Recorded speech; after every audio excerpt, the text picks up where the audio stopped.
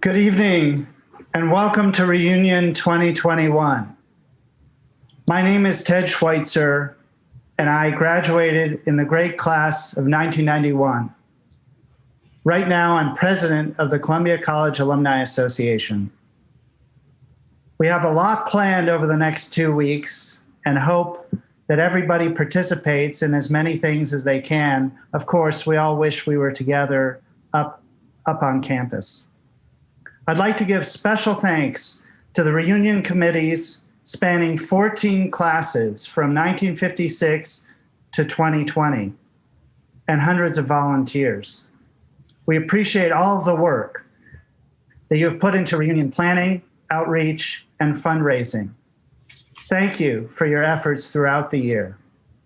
We're in for a real treat tonight, a conversation between Dean Valentini and Claire Shipman. But before we get to that, it's my privilege to present the President's Cup Award.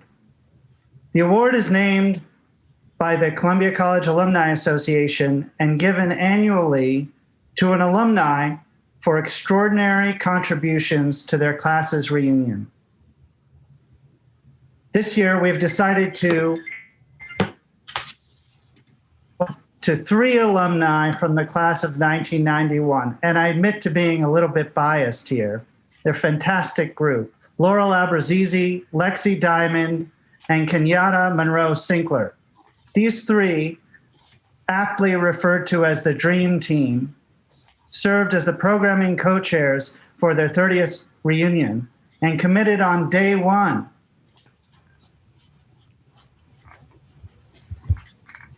to plan virtual. And despite a difficult year, they demonstrated positivity, resilience, creativity, and the results speak for themselves.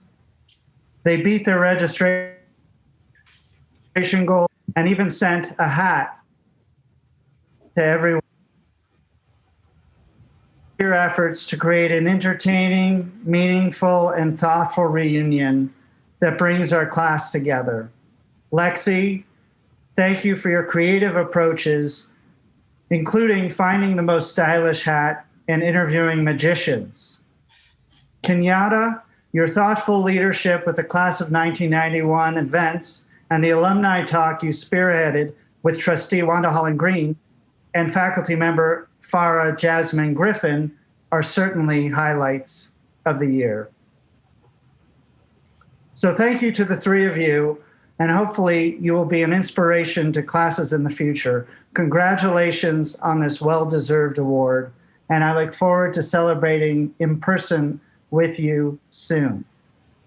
Those are good photos, by the way. Now it is my privilege to welcome Claire Shipman and Dean Valentini to the stage. First, Claire. She is an eminent and distinguished journalist, author, and public speaker. In her illustrious career so far, she has spent time at ABC, NBC, CNN, and others. She holds a degree in international affairs from SIPA, and she graduated from the great class of 1986 from the college. We also benefit from her service to Columbia.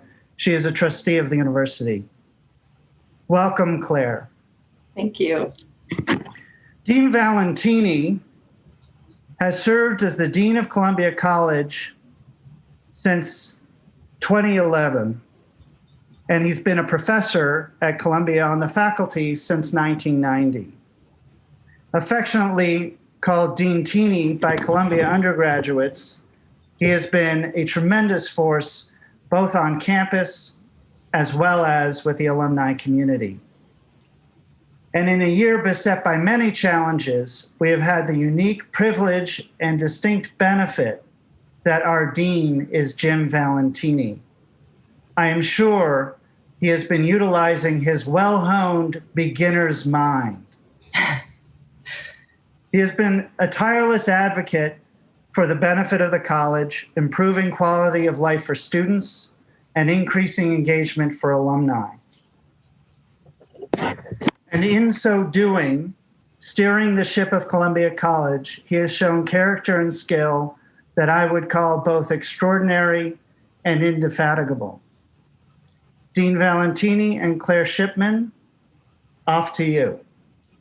Ted, thank you so much. We so appreciate all of the work you do on behalf of the college and the university. It's a thrill to be introduced by you. I want to congratulate the President's Cup winners too, if they're listening, really incredible. And also thank all of the alums who are tuned into this. It's not the easiest way to have a reunion, and we're grateful that we're all participating this way and for the commitment to Columbia. Having a conversation with Dean Valentini or Jim is always a pleasure. I think we met, I don't even know how many years ago we met, Jim, but we just talked for hours instantly, and the conversation has continued ever since. So when they asked me to do this, it's always such a thrill. I appreciate it. Thank you, Jim. Same here. Just to pick up on what Ted was talking about, and I think we have to start here. It has been a year of so many challenges, disappointments, so much flux. Even if you have a beginner's mind, it's been an enormous challenge. And I also think maybe because of you and the mindset of Columbia, we've also learned at the university, I've seen this, and the college, we've grown. What are some of the things you've learned during this time? What things might have surprised you or actually gone better than you expected? Yeah, well, thank you, Claire.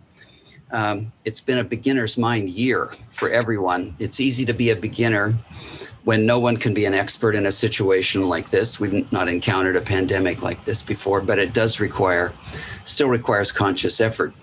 And quite frequently, we were doing things not only that we had not done before, but that you couldn't even imagine having to do. So last spring in March, we evacuated all 6,000 plus students who were in our residence halls in 2 days. The president asked us to do so. And when President Bollinger later talked to me about this, he said when he decided to do this, he wasn't even sure it was possible. I wasn't sure it was possible. We did manage to do that. The 6,000 plus students is college plus engineering. The college supports both college and engineering students. We operated as a bank to help students with travel expenses, as a moving company, as a travel agency, all of which we developed basically overnight. It was quite remarkable. We've had multiple times now to change our approach to students in residence because of changes in the status of the pandemic, changed how what students would be in residence from a lot to a few to a lot again.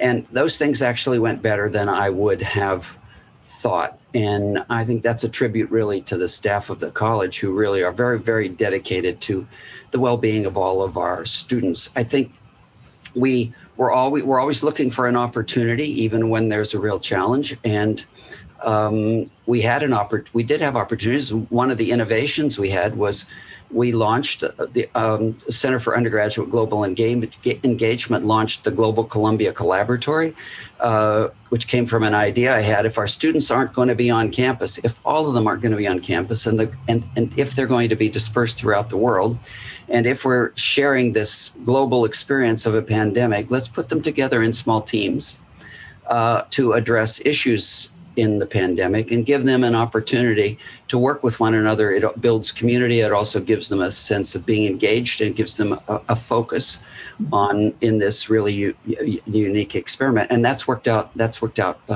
really well. I think the remarkable thing, most remarkable to me, was the adaptability, resilience, creativity in our students and alumni. I've said a lot of times that the objective of the college is to prepare students for a world that neither they nor we can anticipate. I had no idea when I said that would be so true of. It's true of our faculty as well. For example, we had to switch the entire core curriculum, which is the largest curriculum in the entire university, to online instruction. And that went really quite well given the constraints. And science faculty had to develop new ways of teaching science labs. This really went quite well. One of the things that I guess surprised us is that many people were expecting our enrollment numbers to fall because suddenly we're not a residential college. We're not operating in the normal way. There are lots of questions about our operation, as well as at other schools. But we operated at 95% of full enrollment in this past year, which I think is, many people think is quite remarkable.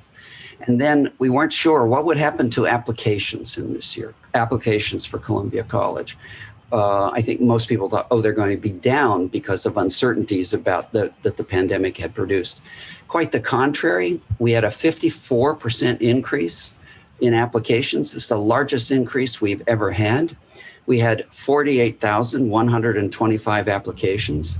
I like to contextualize that by saying that's almost equal to the number of living alumni we have of Columbia College, which is a remarkable number. And as a result, we had this is the most selective class we've ever admitted. Our admission rate was 3.45%. It's the second most selective after Harvard.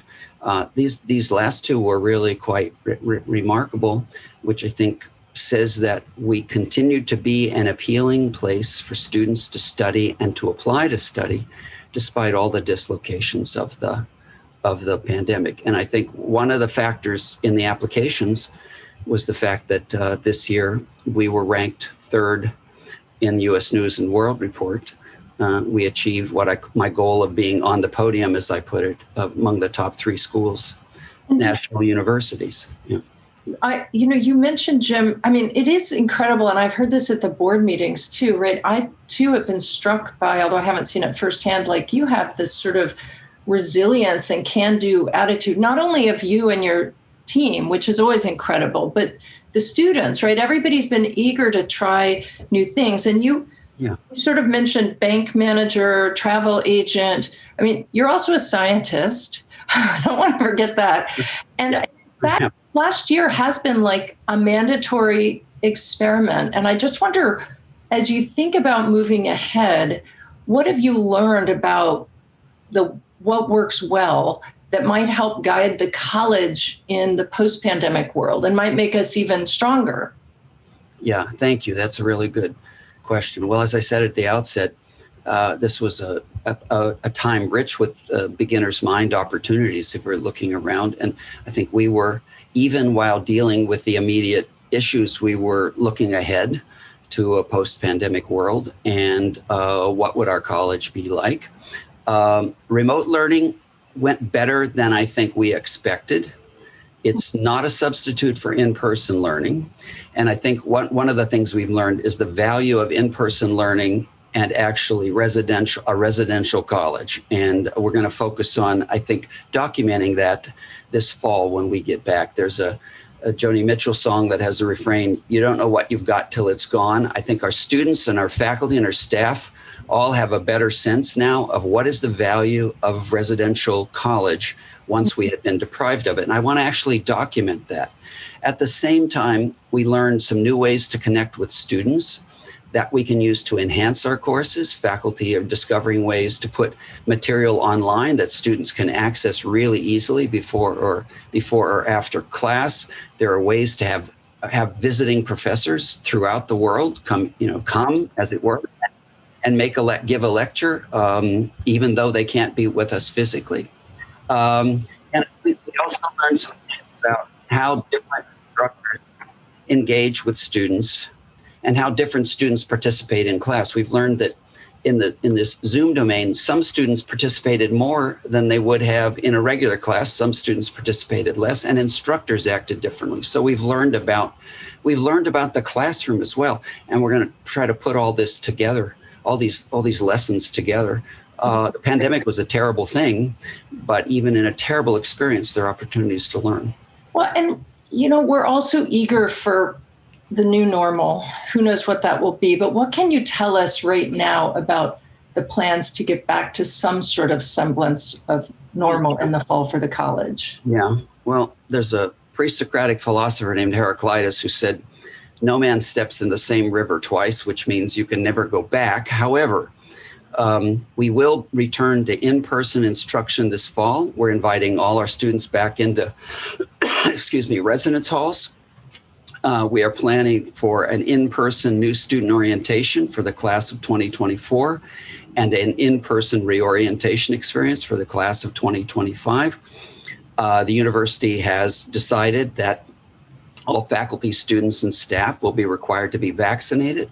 So we believe that our interaction with one another will be really safe. And I won't say that we're returning to the fall of 2019 because too much has happened, but we will be returning to an experience that looks more like the one we've had in the past.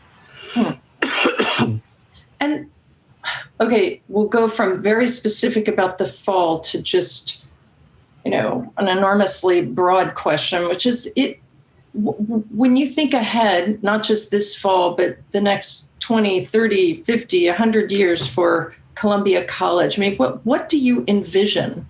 What is the future direction for Columbia College? Have things adjusted a little bit in your mind over the last year, or is it really what it was a couple of years ago for you? Well, you can never go back. Once having had this experience, there's a view of what we do that's changed inevitably, and you're not going to recover the view you had before. I think we've discovered ways now, even though we'd much prefer to be in person. We'd like to have this reunion in person. We learned a lot from doing this, and I think we've learned a way to both expand our influence, to expand our classrooms, and ways that we can make the college even stronger. How could we enlarge the impact of the college? How could we extend its impact to a larger group of people than even just the students, even just the students who are enrolled? How do we make their experience richer through the things we've learned to do that we didn't know how to do really before this? This is something that the College Board of Visitors, the Faculty Committee on Instruction, the Committee on the Core are all looking at. How do we do better, and how do we have a bigger impact in the world as well? We are a relatively small college. How can we have a bigger impact in the world?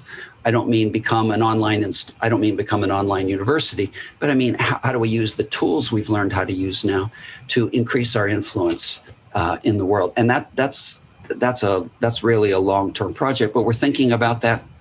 We're thinking about that right now. On a smaller time scale, President Bollinger just announced last month a new initiative called the Columbia Student Support Initiative. This is an effort dedicated to raising $1.4 billion in financial aid for students throughout the university, not just in Columbia College, by June 2025. The college is going to be probably the biggest part of that. We are committed to raising $500 million in financial aid by 2025. Of course, financial aid has been an important element of core to commencement ever since we started it, and is a key part of it and remains a key part of it. And that's going to be something we're going to certainly work on.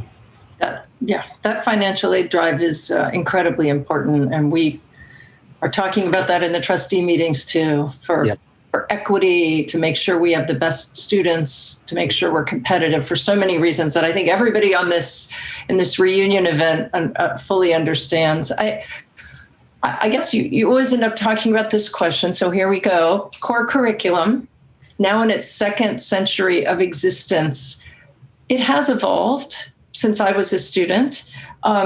How do you see it moving in the future? Do you see more evolution? What are you and the great thinkers at the college thinking about that? So it has evolved. It has always been evolving, and we will continue to do so.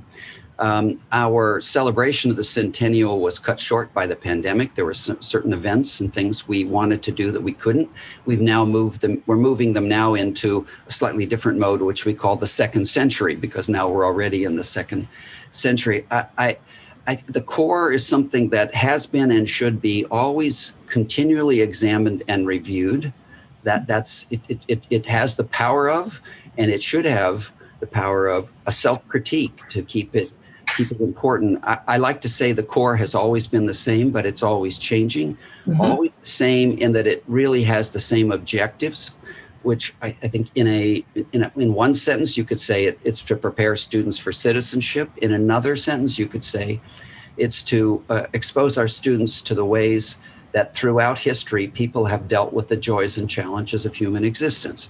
But it's always changing because the context is changing, the times are changing, the students are changing. So we look at it in that context. It was changing over the past year due to the pandemic and things like Black Lives Matter. Our faculty actually were adjusting the core, and it's always being adjusted in real time, year to year, but also being examined.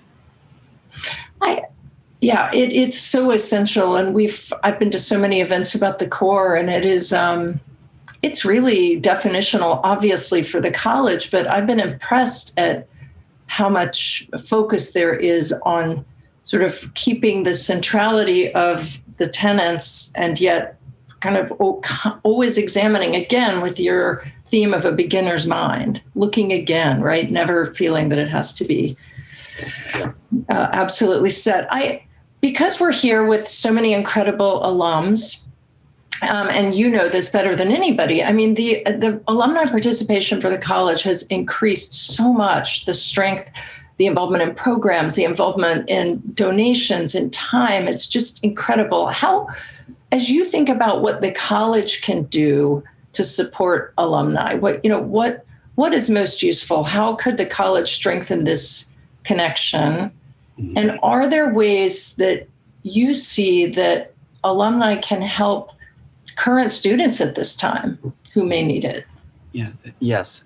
So I think that the vehicle for the engagement of alumni with the college is really fundamentally the Columbia College Alumni Association. Ted and I and his predecessors have had extensive interactions about how to do that, how the college can contribute to the success of the CCAA, how the CCAA can contribute to the success of the college, and how the CCAA can really drive the connection among alumni. People are really seeking connection among one another and community, a sense of common community. This predates the pandemic, but it's certainly been highlighted by the isolation that came up in the pandemic. People are looking for communities, and this is an enormous community, 50,000 plus people, that really we want to draw together, and we also want them to be engaged with the college because they're an immense resource as donors, admittedly, but also in terms of interaction with the college and with students. One of the things we certainly want to do as a result, and we can do because of the experience we've had in the pandemic with online instruction, is to better engage alumni throughout the world, throughout their lives. Many times I've said, because we're a very expensive institution, would you feel better about the price if I said you will pay for 4 years and we'll give you 62 years for free, anticipating a certain Social Security Administration additional lifespan? We now have a better idea how to engage with people who can't be on campus. And while it's not the same as being in a classroom on campus, with alumni, we can't do that because they're all over the world. And a lot of these things are better. These are better than no engagement at all. And we can deliver intellectual and academic experiences to alumni throughout their lives. And I think people really want that. Alumni can do a lot of things to directly support students. The Odyssey Mentoring Program, which we started 4 years ago, is an important one. Students are really looking for this mentoring. It's been very successful. I encourage even more alumni to participate. And there have been a lot of times when alumni just recognized what they needed, what we needed, we recognized with them, and came to help. In graduation this year, we couldn't have a normal class day. We couldn't have a normal commencement. Alumni stepped forward and had alumni-sponsored dinners for graduating seniors. We had quite a few of those to introduce graduating students into the alumni community. That was a really great thing, and I thank all of you, all of those who participated in that. I know we're going to be taking questions soon, or I'll be sifting through questions that everybody on this call-in at this event has. But I wonder if you could just speak personally about what you're most looking forward to come fall. I know you have a lot of special things you do with students, and Ted mentioned the Dean Teeny persona, which isn't really a persona, it's just you. But tell us a little bit of what you're looking forward to this fall if things get back to a new normal. Seeing people in person. I mean, everyone wants that, but I've said to many people over the past year, you can be a dean remotely, but you can't be Dean Teeny remotely. I'm looking forward to walking up the ramps of Learner and stopping to chat with some students who are studying organic chemistry at some table and asking them about their course, or, they're selling cookies to support their organization, or, on a warm day, the steps of Low Library becomes Low Beach and you just sit down and talk to students. I miss my faculty colleagues whom I haven't seen in so long. I miss my staff. I miss the personal interactions that make being dean really rewarding. I haven't seen Claire in ages either. So we only see one another 4 times a year at trustee meetings, but we've only seen each other in Zoom now. It's getting back to being with people. And I think that's what everyone wants. But I mean, it's particularly important to me because that's what makes being dean a rewarding job. It is being with people, and the serendipitous engagements with staff or faculty or students or alumni are really, really valuable, and we've lost that. And I'm so looking forward to that. Yeah, that's a great way to put it, the serendipitous moments.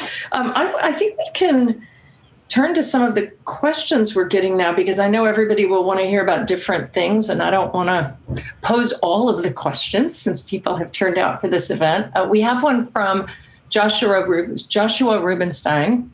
Mm-hmm. In recent years, thank you, Joshua, we've heard how there is less of a commitment to the study of foreign languages. Has the college had to cut back on the number of foreign languages that you're offering students? And does it still have a foreign language requirement?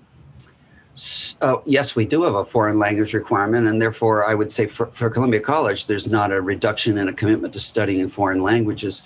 And we have some students in the college, quite a few actually, who have taken enough language classes in high school that they can test out of the language requirement, but then they take a second language when they're at Columbia, and that's really great.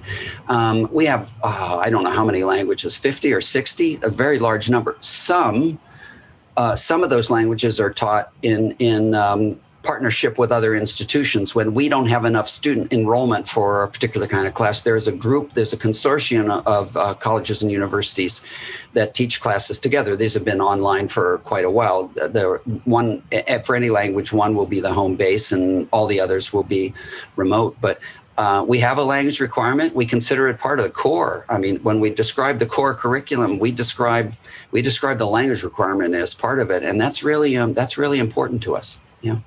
I mean, and really, my sense as a trustee is that there's such a heavy emphasis now on, I mean, not in the last year, obviously, on the ability to travel, but on, generally speaking, on things international, and being sure that college students have the opportunity, right, not just to study a language, but to go, right? Isn't that right? I mean, that's been something you've personally really put for college students. Yes, a few years ago, we expanded what used to be called the Office of Global Programs into something called the Center for Undergraduate Global Engagement to promote a multiplicity of ways that the students could be engaged with the world. Mm-hmm. And in my Columbia College journey, which is a guide to students, there are 13 core competencies, one of which is called global awareness, and language and travel are really important parts of that. The study of language is the study of culture, and knowing a language is a way to engage with a culture, and that's a really, really important part of the education of our students. One issue we didn't talk about yet, but as regards to the core curriculum, because it is international, but it's also, sometimes people focus on how, whether the core curriculum is relevant to today's challenges. And I know you think about this a lot, but on issues, for example, from racial justice to climate change, How do you see the core curriculum preparing students? And, this generation of young people it's an incredible generation of activists, right? I mean, they give me personally so much faith in what will happen and that the world will be in good hands. But how does the core curriculum undergird that passion and commitment they have for issues? Yeah, well, a major issue dealt with in contemporary civilization is the issue of justice and personal responsibility, rights and responsibilities. And the courses expand the consideration of that as those considerations expand in the world. When your actions can have an influence on someone on the other side of the world, as is the case with climate, then the sense of what your rights and responsibilities are actually have expanded. And we've talked about that many times. The people teaching the core build this into the core every year. But then we also have other ways of expanding it. It's almost 6 years ago now, I had a conversation with Eric Holder, alum of the college, the law school, former trustee, former attorney general, who told me that that contemporary civilization was the most important course he ever took, and he was interested in creating an opportunity for students to build on that, to engage with issues of rights and responsibilities. And from that, we created the Eric H. Holder Jr. Initiative on Civil and Political Rights. And the rights and responsibilities there cover all the things you just described. But the base of that, the fundamental base of that, is contemporary civilization, because it traces how concepts of justice, civilization, societies, responsibilities, rights have evolved, how they've developed. And it's that basis that's really important to students if they want to engage with contemporary problems. They really have to understand that. I'm getting a sense from some of the questions and comments too, Jim, FYI, there's going to be great interest in this sort of what the college has learned, and the university more broadly, about the advantages of online instruction and when they're useful. Michael Bass notes, it's not really a question, but he'd love to see a readout once you've done that work you were talking about, really evaluating. And I'm also fascinated by that, because there is this, I know I've heard you talk about it for years, this desire to figure out the best of the best in terms of teaching standards. And that might involve some of what we've learned. And then we have another question, which is related. Do you foresee the new ways to connect with students learned during the pandemic being used in the future, even when the pandemic has passed? And it sounds like you were saying yes. Can you specifically already imagine? I mean, I know you want to do the work and look at it, but some of the things you might want to hang on to? Yes, I think there are going to be quite a few. Again, we don't want to lose the interpersonal interaction. We don't want to lose the fact we're a residential college. Students learn a lot from one another. They're in class 15 or 18 hours a week. They're with their faculty, they're with their friends, many more hours than that through the week. So the being in person is really important. But when we started Core to Commencement many years ago, that's like 7 years ago now, I wrote that one of its goals was we should have an effort to expand the classroom in space and time. And when I said that, people would scratch their heads and say, "What did you mean by that?" And I think now we all know what that means. And that's really, this is the opportunity. How do we do this? For example, we have 1,100 students studying Lit Hum or CC all at the same time. All right, they're in classes of like 20, but we could use what we've just learned how to do such that any student, any students and any faculty could connect with one another 24 hours a day, 7 days a week, to have a discussion. They don't have to leave the residence hall. It can be 3 a.m. on a Saturday in February, and it's really cold and no one wants to go outside, but they could strike up a discussion. We've learned how to teach science classes better this way. We've learned how to have people who come and can connect with our classes who aren't on campus, who can enrich the classes, who just never could have gotten here. I think there's so many of these things that in a year or so, we will have a kind of tabulation of this and an assessment of this, and we'll be able to see the things that we can do better. offer classes to students in the summer, even when they're not here, or over breaks? How do we take advantage of being able to connect when you're not together? This isn't that's one of the things, to connect when you're not together. And then how to connect more people together. I think those are the two main themes of this.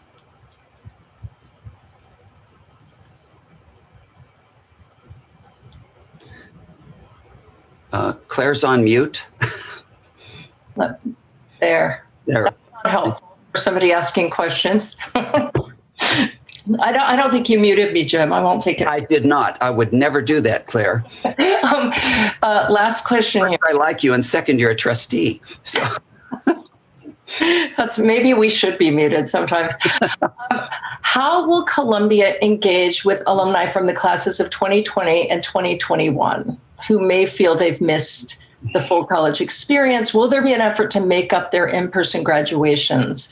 And just know this has been something we've all wrestled with, but Jim, I'll hand it. And well, okay. Obviously, we've heard a lot about this. We've heard a lot of, there are a lot of expectations, a lot of questions, a lot of demands.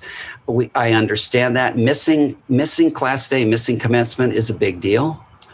I understand that. It's a big deal for me, even though I have many class days and commencement. Every one of them is special. Each one of them is unique. We don't have a specific plan yet. We don't have a specific plan yet because we don't know yet when could we get 1,000 people together, for example. I mean, we don't yet have permission to do that, and we don't know when that's going to happen. And then there's not only the 1,000 people, the 1,100 students graduating, but then would we get all their families together? When will be the time and what will be the circumstances in which we can do that? And I've asked students as well, how might we achieve what they'd like to achieve later that we would have achieved in a regular class day, but because it's a year later or 2 years later, it might not be the same event, right? You'd like to have the same feeling, but it might not be the same event. As I've said, if you had a wedding and you didn't have a wedding reception till 2 years later, it wouldn't be the same as a wedding reception on the day you were married. But what is it you want to capture? We're going to do something for the classes of 2020 and 2021. That's really important to us.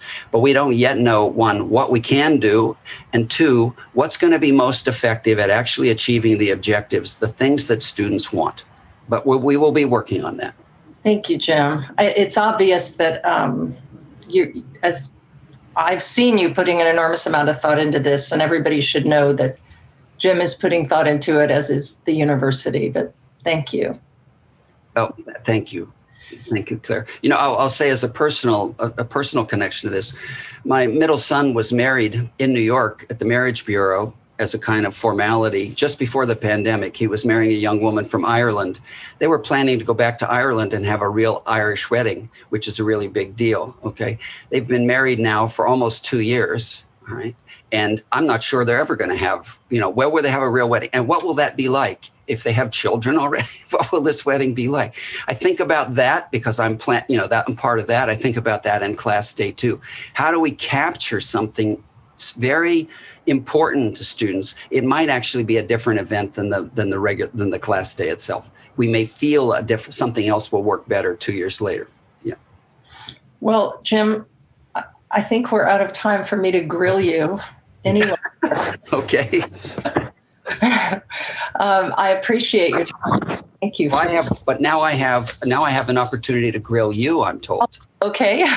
So, and I usually don't get to ask the questions, but I welcome this opportunity. So, Claire, what would you like to tell the alumni community on behalf of the trustees? Now I'm not used to answering questions. Excuse me. You're a professional asker, not answerer. Seriously, though, it is. I would like everybody to know who's attending this reunion event that the trustees are. It's putting me aside. It's an incredible group of people. I mean, they're just thoughtful to a person, and I think we all feel an enormous sense of joy and pride and responsibility at the role we're playing, and take it quite seriously. and that we want to remain connected. So please don't, be in touch. Tell us what you're thinking, right? It's really helpful as trustees to hear a lot of voices. But I'm so impressed by our board. I think the university's in great hands for many reasons, including, Jim, your role. Thank you, Claire, and yours as well. Well, thank you, Jim. Thank you for being with us tonight. My pleasure. And thanks to all the alumni who are participating, even though I can't see you. Thank you for being here. It is a connection, but it's not the kind of connection I'd like to have. I want to be back on campus with you as soon as possible. Next year. Next year. On campus, in person. Thank you, Jim.